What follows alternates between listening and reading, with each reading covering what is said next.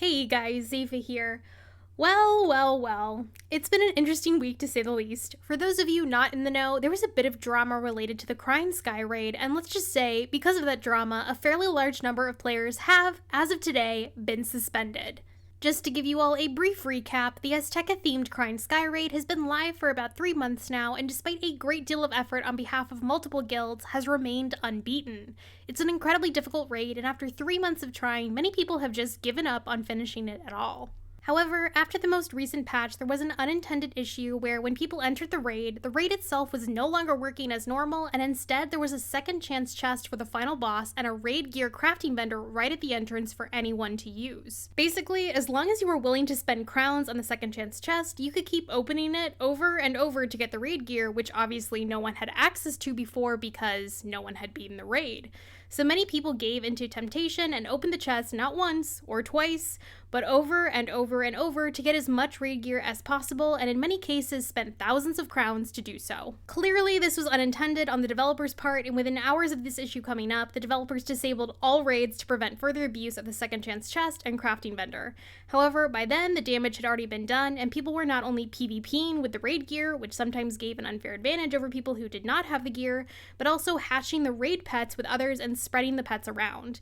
The pets give a unique aura item card that can boost Pierce by 20% for 4 rounds, which was desirable to a lot of players. There was also some evidence that people may have found a way to duplicate gear as well that potentially was related to the crafting vendor, but that wasn't completely confirmed to my knowledge.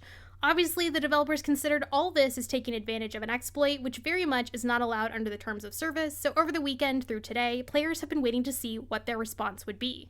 And as of this morning, we finally have our answer, as the developers just announced that anyone who opened the second chance chest more than a few times will be receiving a 4-week suspension. Their official post reads, Wizards. After the latest game update went live, an issue with the cryingsky raid was discovered. Unfortunately, the issue was only able to manifest in a live environment, so it wasn't caught by our internal testing. All raids were turned off shortly thereafter until the issue could be resolved. While the cryingsky raid was running, some players abused an exploit with the second chance chest. Chest items were being acquired prematurely and more often than they should have. A reminder that abusing an exploit is against the community code of conduct. For those players who access the chest beyond its intended nature, we are sanctioning associated accounts with a 4-week suspension.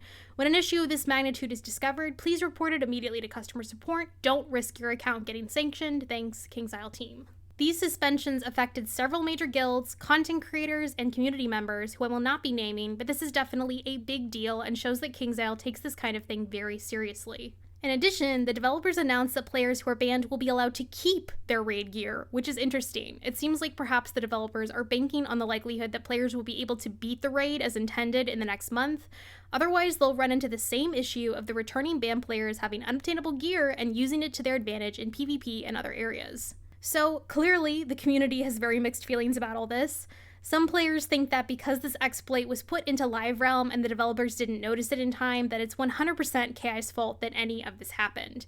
There's also added complexity because players spent real money in the form of crowns to open the second chance chest, so some feel like they paid for what they got and KI should be happy for the free money, essentially. Some people think there should be no consequences whatsoever for the raiders. Others feel like the 1-month suspension is really a slap on the wrist, especially when you consider that when those banned players return, they'll get to keep the gear. I think a lot of people thought KI would ban them, remove the gear, and not offer any refunds on crowns spent, so this is an interesting development. If you want my personal opinion, I think this is a complicated issue. I understand from the perspective of guilds who have probably spent hundreds of hours collecting resources and trying different strategies to beat the raid, having this chest suddenly pop up in front of you and offer you everything you've been working toward. It probably felt incredibly tempting, and many likely felt like they put in the work already, so they deserve the reward, even though they didn't get it through legitimate means. I've seen people also try to legitimize it by arguing that they paid real money, so it's not like they just got anything for free, and KI made a profit, so their actions should just be forgiven. However, on the other hand, everyone involved had to know the risks of abusing this exploit. KI has had a pretty clear track record of sanctioning people who abuse exploits in the game, and they have every right to do so. The situation was made far worse when people were purposely PvPing with the raid gear, which negatively affects other players who did nothing wrong, along with spreading the pets around.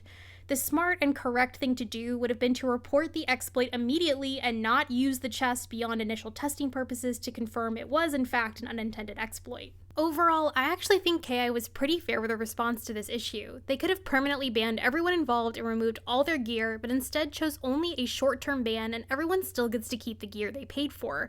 I think this shorter suspension period is a sign that the developers are clearly weighing all the factors involved, including their own mistake of missing the exploit when it went live in the first place. My one critique is that all players, regardless of actions, are being lumped into one group, so people who opened the chest a bunch but did nothing else are receiving the same punishment as those who abused the gear in PvP or bred pets with other players, when clearly those offenses are of varying severity. I also think a good solution might be for the raid gear in general to be badge locked so that you can only use the gear if you've actually beaten the raid and gotten the badge for it. That would solve a lot of issues related to suspended players keeping the raid gear without actually completing the raid. Either way, we'll have to see what happens in a month's time when these players return. It'll be interesting to see if the raid has been beaten by then or if the raid gear will cause issues again. Let me know in the comments what you think of the situation. Regardless of anyone's opinion, I just want to add that I do not recommend that anyone ever take advantage of a clear exploit. It does not end well, and it's not worth risking your account. Stay safe out there, guys. And as always, I hope to see you out there in the spiral, and happy questing.